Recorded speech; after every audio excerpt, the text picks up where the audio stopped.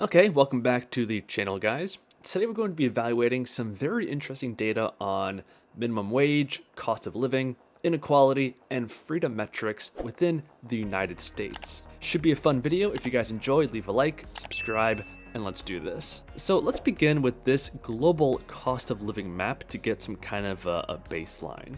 So as you would expect, green means cheap and red is more expensive. And just at a high level, we can immediately see a pretty huge divide between East and West and North and South. The most stark example of this is right down the middle of Europe between East and West. So for example, let's go to Lviv in Ukraine. They give you a nice little summary here, and it says for a family of four, the estimated monthly cost is $1,248, not including rent. And for a single person, the monthly cost is only $357. Lviv is 71% less expensive to live in than Seattle, not including rent. But when looking at rent, Lviv is actually cheaper, 85% lower than Seattle. So that's why Lviv has an index of 25.77.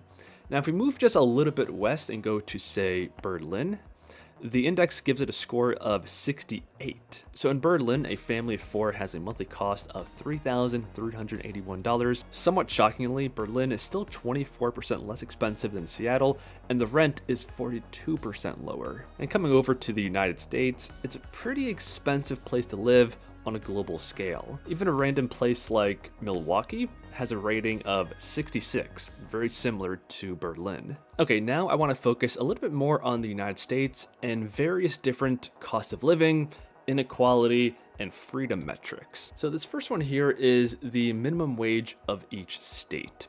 And at a glance, we can see that the West Coast and the Northeast have above average minimum wages. And there's also a little bit of a spike here in the middle of the country. This next map represents the cost of living index. And as you would expect, it does pretty closely follow the minimum wages. So the places in the country where it's more expensive to live, they tend to have higher wages. And this map is the population living below the poverty line. And somewhat surprisingly, there's little correlation with the poverty level and the cost of living. Instead of seeing a huge west-east coast divide, we see more of a north and south divide on this map. So my takeaway from these maps is the cost of living and the minimum wage doesn't really affect the poverty level that much. It seems like the biggest thing affecting that is the actual GDP of the state. So the more productive, higher GDP states tend to have low poverty levels. Now to finish off the video, I have two very interesting maps down here. The first one is how unequal is each state. So this is showing the difference between the top 1% and the bottom 99%.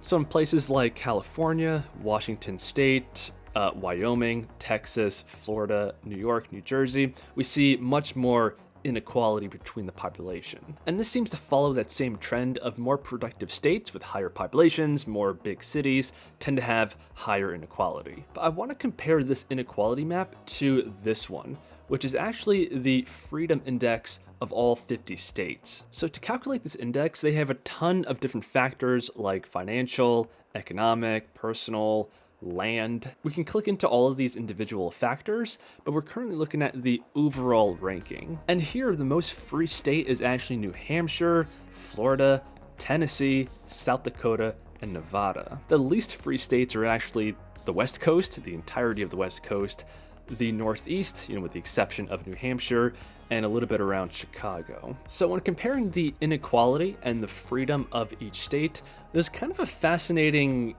inverse correlation here. So I'm noticing that the more unequal a place is, also the less free it is. There are some exceptions, like Florida and Texas. They are pretty unequal, and they also are relatively free. So it's not a perfect correlation, but other relatively equal states like South Dakota, Tennessee, tend to be the freest. But that's going to do it for this video. Hope you guys enjoyed. If you did, leave a like, subscribe, and I'll see you in the next one.